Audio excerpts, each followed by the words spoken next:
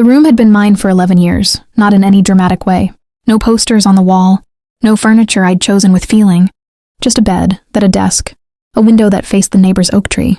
I had learned the tree's moods, bare in February, loud with birds in May. That window was the only thing in the house that ever felt like it belonged to me. My brother Marcus arrived on a Thursday with his wife, Danielle, and the announcement that she was 4 months along. The house filled with a different kind of air after that. Warmer toward them, thinner for me. My father called me into the kitchen that same evening. He stood near the refrigerator with his arms crossed, not looking directly at me, the way he did when he'd already decided something and was only performing the conversation.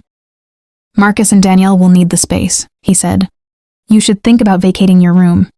I asked when. He said soon. I nodded and went back to the oak tree window. Danielle found me the next morning while I was making coffee. She leaned against the doorframe with one hand resting on her stomach, already using it as punctuation.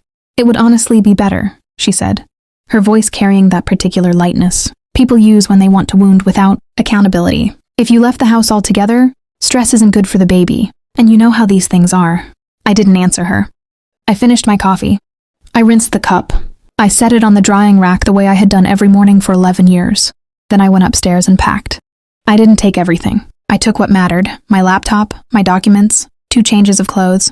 I left the furniture. I left the curtains. I left the oak tree to whoever would bother to look at it. I found a room to rent from a woman named Carol, 3 miles away. She was 64, kept a cat named Gerald, and asked no questions. I paid her in cash for the first month, and sat on the edge of a narrow mattress that smelled like cedar and thought, this is fine.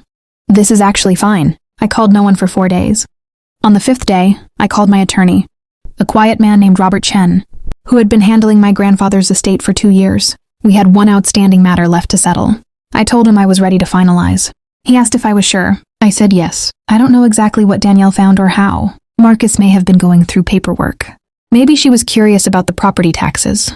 Maybe she simply asked a neighbor who the registered owner of the house was and received an answer she hadn't prepared for.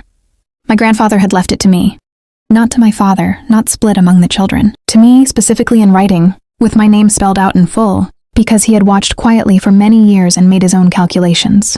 My father had been living in the house, under an informal arrangement that everyone had treated as permanent. Because no one had reason to question it, I had never said a word. There was no reason to. I wasn't planning to displace anyone. I was 29, I had time. My father called on a Tuesday evening. His voice had lost the certainty it carried in the kitchen. He didn't accuse me of anything. He wasn't sure, I think, that he had the standing. He spoke carefully, like a man choosing his footing on ice, and said that Danielle was upset, and that there had been some confusion about the property, and that perhaps we should talk. I told him I was available Thursday. He said Danielle wanted to speak to me directly. I said Thursday would work for everyone.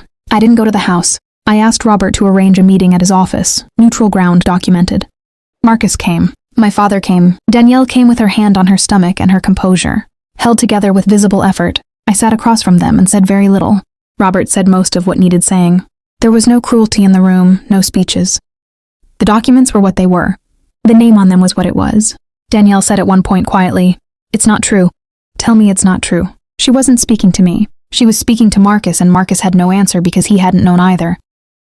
He had assumed, the way people assume about the quiet ones, that our stillness is vacancy, that our patience is weakness, that our silence means we have nothing. I didn't ask them to leave. That was never the point. I told my father he could stay.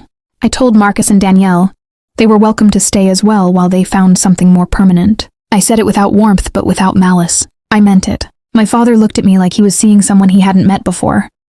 Maybe he was. I drove back to Carol's house, fed Gerald a piece of cheese he wasn't supposed to have, and sat by a window that faced nothing in particular. The oak tree was 3 me away. I didn't miss it as much as I thought I would.